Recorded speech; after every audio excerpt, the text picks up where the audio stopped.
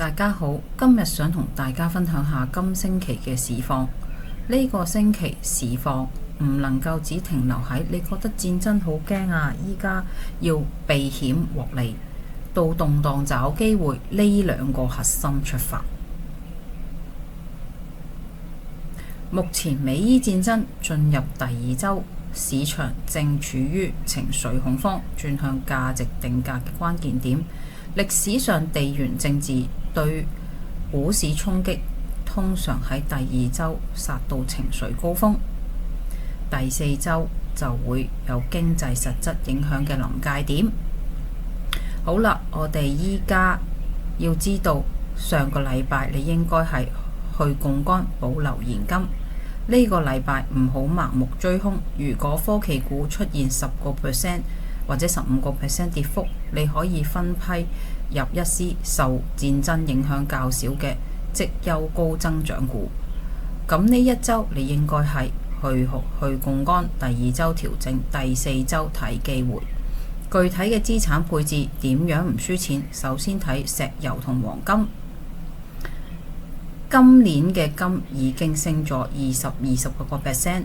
如果戰爭冇停火跡象，金價可以去到6000蚊，但係要注意短期獲利回吐，建議利用回調時分批建倉。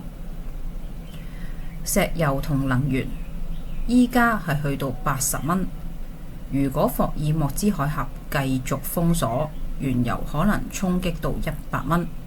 與其對原油期貨追高，不如我哋諗下關注航運股或者係國防軍工股，呢啲板塊都係動盪中較強嘅防禦力航運股。另外，美元指數戰爭通常都會令美元指數走強，對於一啲做外匯朋友嚟講，短期看好美元對日元或者歐元嘅表現。好啦，呢個時候我哋要尋找一啲錯殺嘅績優股。第一，避開航空、郵輪同埋旅遊業，因為油價上升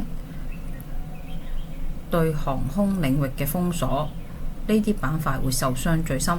我哋要關注一啲基礎建設同電力股。戰爭導致能源短缺，綠能或者電網升級會板塊出現政策性嘅機會。好啦，科技龍頭例如蘋果、微軟啦，咁擁有大量現金流，市場下跌嘅時候可能就係最好嘅價值避風港。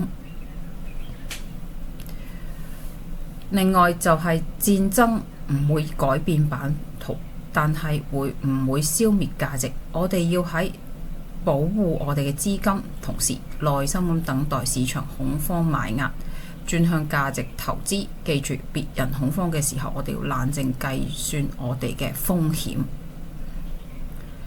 好啦，我哋依家想問大家幾個問題，就係戰爭投資自我檢測表。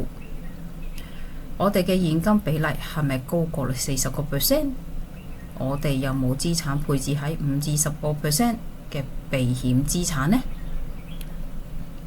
我哋持有嘅股票係咪超過30% 高槓桿或者虧損中嘅科技股？如果你填完之後發現自己現金不足夠，呢個星期就建議逢反彈減倉，換取流動性。